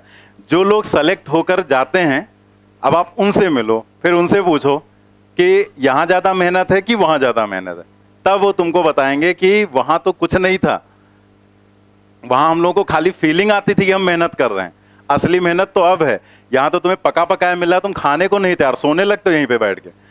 वहां तो तुमको खुद पकाना है, खुद खाना है, तमाम बुक्स लानी पड़ेंगी, अपने आप पढ़ना पड़ेगा, जो भी प्रोफेसर आएगा ऐसे स्लाइड लगाएगा धनाधन, ऐसे बस कहाँ गया, ठीक है, हाँ ये ऐसे ऐसे ऐसे होता है। मतलब कोई रिस्पॉन्सिबिलिटी नहीं है वहां पे कि तुम्हें समझ में आ रहा है कि नहीं, वो तुम्हारी प्रॉब्लम है। वो एक एक दिन में को 2-2 चैप्टर खत्म कर डालें, 18-18 25-25 स्लाइड पढ़ा डालते हैं एक एक दिन में, क्या समझ में आता होगा। लेकिन वहां पर ऐसे चले, वहां तुम्हें एक हिंट दी जाती है बस, कि आपको एक हिंट दी गई कि आपको ऐसे करना है, ऐसे ऐसे चीजें होती हैं, ऐसे करना है। तुमको बैठ के नोट्स थोड़े बनवाएंगे कि बेटा हाँ लिखो, हेडिंग डालो, वो पढ़ा दिया, अब तुम जानो, तुम्हें एक गाइडेंस दे दिया गया, तुम बड़े हो गए, तुम्हें गाइडेंस देगा ऐसे ऐसे होता है, अब तुम काम करो बैठ के। अब वहां पे आपका फाइल भी बनाना, ये भी बनाना, अच्छा जब फर्स्ट ईयर में जाओगे तो सेकंड ईयर वालों की फाइल बनानी पड़ती है, पहले सीनियर की बनाओ फिर अपनी बनाओ, तो बहुत काम होगा। तो जिस दिन तुमने वहां से तुलना कर लिया, उस दिन तुमको लगेगा हम कुछ काम नहीं कर रहे हैं, उस दिन से तुम्हारी मेहनत अपने आप बढ़ जाएगी। तो ज्यादा काम वाम नहीं कर रहे हो तुम लोग, एकदम मजे में हो। चलो पढ़ते हैं, फिर काम कर ही लेते हैं थोड़ा बहुत। यहां तक हो गया ना? एक एक पॉइंट जिस समझाते जा रहे हैं उसको प्रॉपर ढंग से समझते चलना। टाइम ज्यादा लग रहा है कम लग रहा है वो तुम्हें सोचने की जरूरत नहीं, ठीक है। जितना हमने बता दिया ना कि हम लोग मोशन इन स्ट्रेट लाइन नहीं पढ़ रहे हैं, हम लोग बेस बना रहे हैं फिजिक्स का, तो वही मान के चलना है तुम्हें, ठीक है। चलिए आगे पढ़ते हैं। For a moving body in a given time interval, distance can never be zero or negative, while displacement can be positive, negative or zero. मतलब उसने क्या बताया कि किसी भी मूविंग बॉडी के लिए किसी भी टाइम इंटरवल में जो डिस्टेंस है, distance can never be zero, कभी भी जीरो नहीं हो सकती, और नेगेटिव, नेगेटिव भी नहीं होगी, ठीक है। अब जैसे यहां पर पॉइंट है, यही पॉइंट उठा के हम ग्राफ में यूज कर लेंगे, ठीक है। जैसे हमने कोई ग्राफ बना दिया, उसमें हमने डिस्टेंस को दिखा दिया, मान लिया हमने ऐसे डिस्टेंस टाइम का ग्राफ दिखा दिया, टाइम है और यहां पर डिस्टेंस है, हमने उठाकर ग्राफ आपको दिखा दिया ऐसे, और फिर हमने दिखा दिया ऐसे। सही है गलत है? गलत है, क्योंकि डिस्टेंस यहां पर हो गई नेगेटिव, फिर हमने यहां पर नेगेटिव वाला पार्ट हटा दिया। अब सही हो गया गलत? अब सही हो गया। अभी भी गलत है, क्योंकि डिस्टेंस घट भी नहीं सकती है, डिस्टेंस बढ़ेगी घटेगी नहीं, तो अभी भी ये गलत है, तो दोनों ही कंडीशन में गलत है। तो आप सोचो पॉइंट यहां पढ़ रहे हैं, ग्राफ में हम उसका यूज करा देंगे आपको, ठीक है। इसीलिए हर चीज पर ध्यान देना है। अभी आगे ये पॉइंट लिखा हुआ है, तो आप यहां पर देखें क्या लिखा है कि डिस्टेंस कभी भी नेगेटिव नहीं हो सकती, वाइल डिस्प्लेसमेंट, डिस्प्लेसमेंट जो विस्थापन है प्लस माइनस जीरो कुछ भी हो सकता है, ठीक है, क्योंकि वो विस्थापन बता रहा है आपका विस्थापन हुआ या नहीं हुआ, इधर हुआ या इधर हुआ या जहां थे वहीं रहे। मान लिया घूम कर वापस हम यहीं आ जाते तो क्या होता, हमारा विस्थापन जीरो हो जाता, मतलब हम डिस्प्लेस ही नहीं हुए, गए और वहीं पर वापस आ गए। तो डिस्प्लेसमेंट जो है वो पॉजिटिव नेगेटिव जीरो कुछ भी हो सकता है, ठीक है। इसी तरह से आप देखो यहां पर for a moving particle distance can never decrease, moving particle के लिए डिस्टेंस कभी भी डिक्रीज नहीं कर सकती, तो यह भी ध्यान रखना, distance can never decrease with time while displacement can decrease. Displacement घट सकता है, डिस्प्लेसमेंट यहां पर जो है घट सकता है, लेकिन डिस्टेंस अगर कभी आपने घटते हुए दिखा दिया तो तुरंत आपका गलत हो जाएगा, ठीक है। तो बहुत ही इंपॉर्टेंट पॉइंट है, दोनों ध्यान रखेंगे। जैसे अगर हम आपसे यहां पर सेंटेंस लिख कर दें कि हमने लिखा डिस्टेंस कैन बी जीरो, ठीक है, मान लिया ऐसे हमने एक सेंटेंस लिख दिया। अब हमने आपसे पूछा कि ये एक सेंटेंस है, मान लिया ट्रू फॉल्स में हमने दे दिया या कैसे भी दे दिया, हमने आपसे पूछा कि ये ट्रू है या false, distance can be zero, true है या फॉल्स, ट्रू, और कई लोग फॉल्स अभी बोले थे, ठीक है। अब यहीं आपको सोचना था, ठीक है, यहीं पे आप चूक कर गए। डिस्टेंस कैन बी जीरो, ये सेंटेंस जो है ट्रू है या फॉल्स, ये सोचना था आपको कि यहां पर पहले कुछ नहीं लिखा गया था, तो ये सेंटेंस एकदम ट्रू है, फॉल्स नहीं है। अब आप अंतर समझो दोनों का, दोनों में जो एक पॉइंट था जिस पर हमें बहुत ज्यादा ध्यान देना था वो था for a moving body, for a moving particle या बॉडी, ठीक है, इसे अंडरलाइन करेंगे आप, फॉर अ मूविंग पार्टिकल या बॉडी, क्योंकि अगर पार्टिकल मूव कर रहा है तो डिस्टेंस जीरो नहीं होगी, क्योंकि अगर उसने चलना स्टार्ट कर दिया तो भले ही वो चलकर वापस आ जाए, मान लिया 10 मीटर गया 10 मीटर वापस आ गया, तो भी डिस्टेंस कितनी हो गई 20, तो इसीलिए लिखा गया था for a moving particle distance can never decrease. यहां लिखा गया था for a moving body in a given time interval distance can never be zero, moving की बात की जा रही। मान लिया हम यहीं पर खड़े रहे, ठीक है, और हम 5 मिनट तक खड़े रहे और हमने 5 मिनट बाद आपसे पूछा बताओ हमारी डिस्टेंस क्या है, तो डिस्टेंस भी तो जीरो हो सकती। जब हम मूव ही नहीं किए तो ना डिस्टेंस जीरो, ना डिस्टेंस कुछ होगा ना ही कुछ डिस्प्लेसमेंट होगा, तो डिस्टेंस कैन बी जीरो, कुछ मेंशन नहीं है तो ये ट्रू है। लेकिन अगर हम यही लिख देते for a moving body distance can be zero तो फॉल्स हो जाता। तो अंतर समझ में आ गया ना, ठीक है, आगे बढ़ते हैं हम लोग। ये क्या हो गया,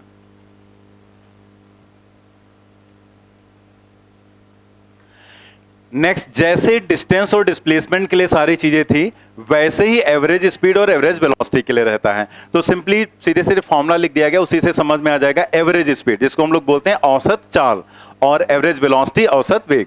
तो जो एवरेज स्पीड है उसमें क्या होगा, total distance upon time interval, distance upon time interval, और जो एवरेज वेलोसिटी उसमें आपको क्या लिखना है, net displacement upon time interval.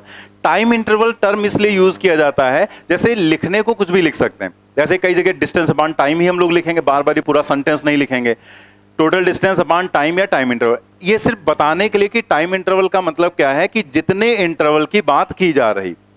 जैसे मान लिया कोई पर्सन यहां से चलना स्टार्ट करता है, ठीक है, मान लिया ये t इज इक्वल टू 0 पर चलना स्टार्ट किया, फिर t is equal to 5 second पर यहां है और t is equal to 10 second पर यहां है।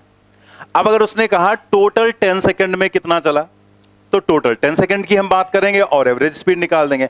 लेकिन अगर वो ये कहता कि 5 से 10 के बीच उसकी एवरेज स्पीड बताओ, तो टाइम इंटरवल मतलब इस बीच का पार्ट ही तो लेंगे, क्योंकि उसने कहा 5 से 10 के बीच में, तो हम 5 से 10 के बीच में देखेंगे कितना चला वो रखेंगे, 5 से 10 के बीच में टाइम कितना हो जाएगा 5, और वो रखेंगे।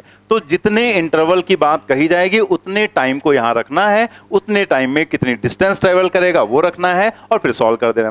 बाकी जैसे कोई भी चीज जो है यहां पर जो समझा रहे हैं, हर एक पर हमने क्वेश्चन डाल रखा है, कहीं ना कहीं हर एक पॉइंट आएगा। जैसे आप सोचे ये पॉइंट आ गया, हमने बता दिया, अब आपके दिमाग में आएगा हम भूल जाएंगे बाद में तो क्या होगा, कुछ नहीं भूलेगा। जो भी यहां पर हम बताते हैं वो सिर्फ आप समझते चलो, हर चीज पर हमने क्वेश्चन डाल रखा, हर पॉइंट पर, ठीक है। तो समझ में आ गया टाइम इंटरवल का मतलब क्या है। ऐसे ही अगर हमसे डिस्प्लेसमेंट यहां पर पूछा गया या फिर एवरेज वेलोसिटी, तो हम डिस्प्लेसमेंट लिखेंगे और डिवाइडेड बाय हम टाइम इंटरवल लिख देंगे, ठीक है। नेक्स्ट हम लोग देखते हैं, क्योंकि टाइम अगर हम कोई भी पार्टिकल की बात करें, जैसे मान लिया कोई पार्टिकल यहां पर था और वो पार्टिकल यहां गया और फिर घूमकर यहां आया, ठीक है। अब यहां पर समझना, ये बहुत इंपॉर्टेंट पॉइंट है, ये कई लोग कंफ्यूज होते हैं। 10 मीटर गया, 6 मीटर वापस आया, तो जाने में और आने में यहां तक मान लेते हैं उसको टोटल टाइम लगा 15 सेकेंड। 10 मीटर गया, दौड़ के 6 मीटर वापस आ गया, 15 सेकेंड में उसने ये काम कर लिया। तो अब अगर हम आपसे पूछें 15 सेकेंड में उसने कितनी दूरी तय की, 16 मीटर, और उतने ही सेकंड में उसका विस्थापन कितना हुआ, उतने ही समय में, ठीक है, कितना, 4 मीटर। टाइम थोड़े बदल जाएगा कि बदल जाएगा भाई। अगर कोई पर्सन यहां से यहां तक आएगा तो उसके पास दो प्रॉपर्टी हैं आपके बताने लायक, आप उसकी डिस्टेंस बताओगे और आप उसका डिस्प्लेसमेंट बताओगे। मतलब ऐसा नहीं कि आप, कई लोग ये करते हैं कि नहीं यहां से यहां तक ये तो कम है तो इसका समय कम होगा, ये कंफ्यूजन आ जाता है। तो हम वो चीज गलत कर रहे हैं ना। अगर आपसे कहा गया पर्सन ने यहां से चलना स्टार्ट किया और यहां पर पहुंचा, तो वो पहले 10 मीटर गया और 6 मीटर वापस आया, उसको टाइम कितना लगा, 15 सेकेंड। तो वो यहां पर पहुंच रहा है 15 सेकेंड के बाद ना, तो 15 सेकेंड के बाद जब आप देखोगे तो उसका विस्थापन इतना मिलेगा, कितना, 4 मीटर। यानी कि उसी टाइम ड्यूरेशन में उसने डिस्टेंस कितनी कवर की, 16, और उसी टाइम ड्यूरेशन में अगर हम विस्थापन पूछेंगे तो कितना, 4 मीटर। कोई कंफ्यूजन किसी को, ठीक है ना। तो ये क्वेश्चन में ऐसे आपको मिल सकता है कि आपको एक दे दिया गया, मान लिया उसने कह दिया, हमने क्वेश्चन डाल रखा है, ये सेल्फ इवैल्यूएशन में हम यहां समझा दे रहे हैं कि एक टैक्सी ड्राइवर है, वो यहां से एक सर्कुलर पाथ फॉलो करते हुए यहां तक गया, ठीक है, और उसको कुछ समय लगा, मान लिया 15 मिनट लगा। तो अगर 15 मिनट में वो आपसे पूछता है एवरेज स्पीड बताओ, तो हम उसकी डिस्टेंस कैलकुलेट करते और 15 से डिवाइड कर देते, तो एवरेज स्पीड मिल जाती। लेकिन अगर वो कहता नहीं एवरेज वेलोसिटी बताओ, तो हम विस्थापन निकालते और फिर 15 से डिवाइड कर देते और वो एवरेज वेलोसिटी मिल जाती, ठीक है। तो इसका मतलब दोनों में टाइम इंटरवल सेम रहेगा अगर हम सेम सिचुएशन की बात कर रहे हैं। तो फिर जो रिलेशन डिस्टेंस और डिस्प्लेसमेंट का होगा, वही रिलेशन तो एवरेज स्पीड और एवरेज वेलोसिटी का हो जाएगा। देखो सब कुछ वही लिखा हुआ है, average speed greater than or equal to magnitude of average velocity. क्या बताया गया था, distance is greater than or equal to magnitude of displacement, तो speed is greater than magnitude of velocity, average, ठीक, average speed average velocity. Average speed equal, तो equal कब होगा, जब पार्टिकल सीधे सीधे चलेगा बिना अपनी डायरेक्शन चेंज किए हुए, तो दोनों बराबर। देखो लिखा हुआ है average speed is equal to average velocity when body moves along a straight line without changing its direction. Average speed is greater than, greater कब होगा, magnitude of average velocity when body changes its direction और move on a curved path. अगर वो direction change कर दे या curve path पर move करे तो उस कंडीशन में क्या हो जाता है, डिस्टेंस ज्यादा हो जाती है, डिस्प्लेसमेंट कम हो जाता है। अभी आपने देखा, पीछे भी देख चुके हैं, तो इसलिए एवरेज स्पीड ज्यादा होगी, एवरेज वेलोसिटी कम हो जाएगी। For a moving body in a given time interval average speed can never be zero और नेगेटिव। भाई जब डिस्टेंस जीरो नहीं हो सकती मूविंग बॉडी के लिए, ना ही नेगेटिव हो सकती, तो फिर एवरेज स्पीड भी जीरो या नेगेटिव नहीं हो सकती है, किसके लिए, फॉर अ मूविंग बॉडी, ठीक है, ये ध्यान रखना, फॉर अ मूविंग बॉडी। लेकिन average velocity can be positive, negative और जीरो। एवरेज वेलोसिटी कुछ भी हो सकता है, प्लस माइनस या जीरो। आगे बढ़ते हैं, कोई डाउट, क्लियर है ना एकदम। चलिए आगे बढ़ते हैं हम लोग। To find average speed in case of journey in parts, ये जो भी हम करने जा रहे हैं इसमें हम लोग कुछ भी ऐसा रटने वाला नहीं है, बस आपको बताया जा रहा है। केस फर्स्ट क्लास लिख दिया है, वाह, उसमें तो नहीं लिखा हुआ है, उसमें नहीं लिखा हुआ, लिखा रहने थे क्या जाता है, क्लास 1 क्लास 2 क्लास 3, जैसे लग रहा है हम लोग ट्रेन में जा रहे हैं, स्लीपर क्लास ये क्लास हो। चलो कोई बात नहीं, लिखा रहने देते हैं, क्या फर्क पड़ता है। तो नहीं यार, अच्छा नहीं लग रहा है, अजीब लग रहा है, हटा देते हैं।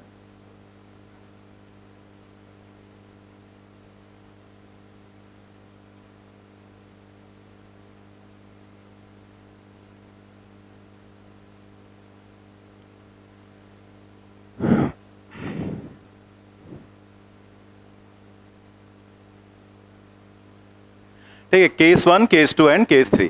तो ये जो केसेस यहां पर हम लोग देखने जा रहे हैं, ये जस्ट आपको समझना है एक बार कि ऐसे ऐसे हम लोग करते हैं। इस बार 2023 में क्वेश्चन भी पूछा गया था इसी एवरेज स्पीड वाले केस पर। तो हम लोग यहां पर देखने जा रहे हैं कि अगर आपको डिस्टेंसेस दी गई हैं, टाइम दिया गया है, ठीक है, तो सीधे सीधे अगर आपको निकालना है एवरेज स्पीड, ठीक है, तो एवरेज स्पीड का मतलब total distance and divided by total time, या टाइम इंटरवल, कुछ भी लिख सकते हैं हम लोग, टोटल टाइम। तो डिस्टेंस को हम डी लिख दे रहे हैं टोटल, क्योंकि बार बार सेंटेंस नहीं लिखेंगे, और जो टाइम है उसको हम टी लिख दे रहे हैं कैपिटल में, तो डी डिवाइडेड बाई टी हो जाएगा, आगे सब में डी बाई टी लिख दिया करेंगे।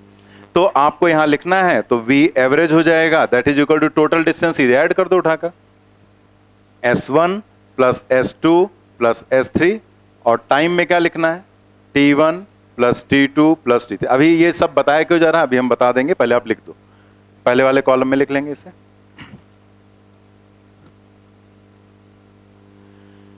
कभी भी आपको अगर एवरेज स्पीड निकालनी है तो आप हमेशा यही काम करेंगे, total distance upon total time. आप कभी भी डायरेक्ट एवरेज नहीं करेंगे, डायरेक्ट एवरेज करने पर वो गलत हो सकता है, मतलब हो सकता है इसलिए बोला क्योंकि कुछ ऐसी सिचुएशंस होती हैं जिसमें डायरेक्ट एवरेज करेंगे तो वो सही हो जाएगा, अदरवाइज वो गलत हो जाएगा नॉर्मली। तो इसलिए जैसे यहाँ V1 V2 V3 दिया गया, जैसे कई बार होता ना कि हमें ABC 3 क्वांटिटी दे दी गई, हमसे कहा गया एवरेज बताओ, तो हमने जोड़ दिया उनको, A plus B plus C divided by 3 कर दिया। तो हम ऐसे यहां नहीं करेंगे कि V1 plus V2 plus V3 कर दिया डिवाइडेड बाई 3, क्योंकि एवरेज स्पीड की जो डेफिनेशन है वो ये है, ना कि V1 plus V2 arithmetic mean नहीं, उसकी डेफिनेशन है total distance upon total time. तो हमेशा हमें यही काम करना है। जैसे यहां निकालना है हमें एवरेज स्पीड, तो हम लोग यहां पर क्या करेंगे, एवरेज स्पीड के लिए पहले देख लेंगे V एवरेज, तो हम करेंगे यहां पर D डिवाइडेड बाई T, मतलब टोटल डिस्टेंस यहां लिख दिया ना, तो पूरा नहीं लिख रहे हैं, total distance upon total time. तो आप यहां पर देखो, अच्छा सिंबल्स का कोई इंपॉर्टेंस नहीं है, यहां पर सिंबल आप कुछ भी यूज कर सकते हैं। जैसे हमने D बाई T लिखा तो ये हमने अपने उसके लिए बना लिया। अब जैसे एक बार पिछली बार एक स्टूडेंट कंफ्यूज हो गया था, वो कह रहा था ये V सिंबल आप यूज कर रहे हैं, यही स्पीड के लिए यूज कर ले रहे हैं, यही वेलोसिटी के लिए यूज कर रहे हैं, ठीक है, तो वेलोसिटी का तो कुछ अलग होना चाहिए। तो वही चीज है कि किसी के अंदर डाउट ऐसा हो भी सकता है। तो ये सब सिंबल्स ऐसे कोई परफेक्ट ऐसे नहीं बनाए कि ये बस इसी के लिए यूज करेंगे, कहीं भी यूज कर लो, कुछ भी यूज कर लो, सिंबल्स का मतलब आपको पता होना चाहिए, ठीक है, तो आप उसे यूज कर सकते हैं कैसे भी। अब जैसे V एवरेज लिखा, तो हमने V एवरेज यहां लिखा है स्पीड के लिए, आगे हमें जरूरत पड़ेगी हम वेलोसिटी के लिए भी यही सिंबल यूज कर लेंगे, ठीक है। जैसे वेलोसिटी का, अगर एवरेज वेलोसिटी का मैग्नीट्यूड लिखना है, डायरेक्शन नहीं लिखनी है, तो सिंबल तो यही बना सकते हैं ना, अगर डायरेक्शन दिखानी हो तो उसके ऊपर वेक्टर लगा दो बस, ठीक है। तो सिंबल ऐसा नहीं है कि ये इसके लिए होगा तो ये उसके लिए यूज नहीं होगा। V average D divided by T। अब जरा यहां पर देखो कि ये जो यहां पर है डिस्टेंस हमें निकालनी, तो इतनी जो डिस्टेंस यहां पर है ये S डिस्टेंस है, इसको हमने S1 कह दिया क्योंकि हमें टोटल डिस्टेंस निकालनी। तो ये total distance is equal to speed into time, तो स्पीड और टाइम को मल्टीप्लाई कर दो तो डिस्टेंस हो जाएगा, मतलब दूरी बराबर चाल गुणे समय वाला कॉन्सेप्ट, V1 T1। ऐसे यहां पर देखो तो ये S2 हो जाएगा, दिस इज V2 T2, और ये हो जाएगा यहां पर S3, that is equal to V3 T3, ठीक है, ये हो गया। अब हमने ये लिख दिया, तो अब आप यहां पर डिस्टेंस को लिख सकते हैं, ये यहां पर टोटल डिस्टेंस, तो V एवरेज क्या लिखेंगे, टोटल डिस्टेंस, तो टोटल डिस्टेंस का मतलब S1 plus S2 plus S3, और divided by total time T1 plus T2 plus T3। तो अब S1 क्या है, V1 T1, तो यहां पर हो गया ये V1 T1 plus V2 T2 and plus V3 T3, and divided by time T1 plus T2 and plus T3, ठीक है। तो ये कोई फार्मूले नहीं है कि आपको रटना है, बस ये कॉन्सेप्ट है कि हमें कभी भी निकालना होगा एवरेज स्पीड तो हम total distance upon total time ही करेंगे, ठीक है, नोट कर लेंगे।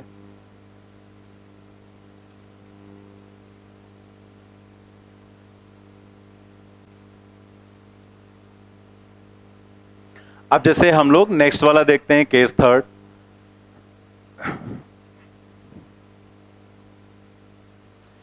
तीसरे केस में आप देखो कि अगेन आपको एवरेज स्पीड निकालनी है और आपके पास फॉर्मूला तो यही है, total distance upon total time. तो डिस्टेंस तो सीधे सीधे दिया है उसने, S1 S2 S3, तो सीधे ऐड कर देंगे, लेकिन क्या टाइम दिख रहा है वहां पर? नहीं। तो हमारे पास जो ये फार्मूला है कि हम लोग कहीं पर भी लिखना होता है तो हम लोग कैसे लिखते हैं कि जो डिस्टेंस है जो अभी हमने यूज किया यहां पर, distance is equal to speed and divide into time, sorry speed into time, distance is equal to speed into time. तो ये जो फॉर्मूला हम लोग यहां पर यूज करते हैं, distance is equal to speed into time, इसी फॉर्मूले का यूज करके हमने यहां पर क्या लिखा था, distance is equal to speed into time करके डिस्टेंसेस। तो अगर टाइम लिखना हो तो डिस्टेंस अपॉन स्पीड, दूरी डिवाइडेड बाई चाल, तो वो क्या हो जाएगा, टाइम। इसका मतलब अगर हमें यहां का टाइम लिखना है, क्योंकि हम ये नहीं कर सकते हैं कि हमें v1 v2 v3 दिया तो एवरेज निकालना, तो v1 plus v2 plus v3 upon 3 कर देंगे, गलत हो जाएगा। क्योंकि एवरेज स्पीड की जो डेफिनेशन है वो total distance upon total time है, ना कि v1 plus v2 plus v3 upon 3 है। तो हम लोग यहां पर अगेन क्या करेंगे, टाइम निकालेंगे। यहां से यहां तक का जो टाइम है वो t1, उसको हम लिखेंगे s1 डिवाइडेड बाई v1, और ऐसे यहां से यहां तक का जो टाइम है वो है t2, और उसको हम लिखेंगे s2 डिवाइडेड बाई v2, और ये टाइम जो हो जाएगा ये हो जाएगा t3, और इसको हम कहेंगे s3 डिवाइडेड बाई v3। ठीक है, बस हमें टाइम चाहिए था, टाइम हमें मिल गया, और अब हम आराम से लिख सकते हैं यहां पर कि जो v एवरेज है वो हो जाएगा d divided by t, that is s1 plus s2 plus s3 and divided by t1 plus t2 plus t3, and then हम लोग यहां पर t1 t2 t3 की वैल्यू डाल देंगे, s1 plus s2 plus s3 and divided by s1 upon v1 plus s2 upon v2 and plus s3 divided by v3।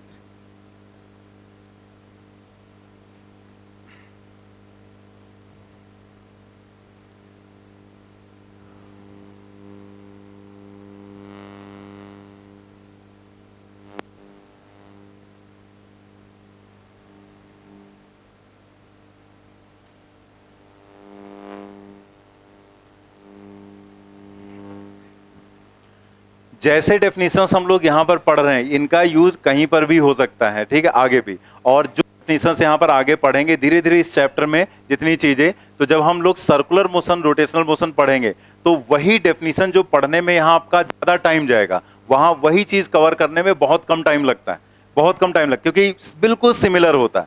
और जो यहाँ समझ लिया आपने, समझ लो वो बहुत आराम से वहां पर इजीली आपको समझ में आता जाएगा।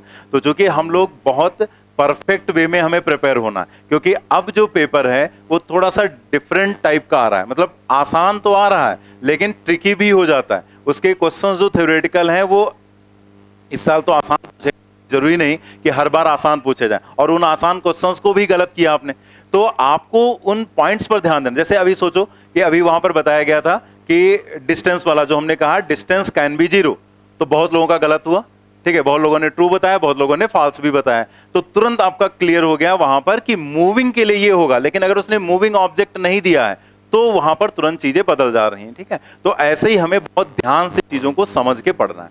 तो आज हम लोग इतना रखते हैं, नेक्स्ट टर्न पे इसी के आगे हम लोग फिर कंटिन्यू करेंगे। ठीक है।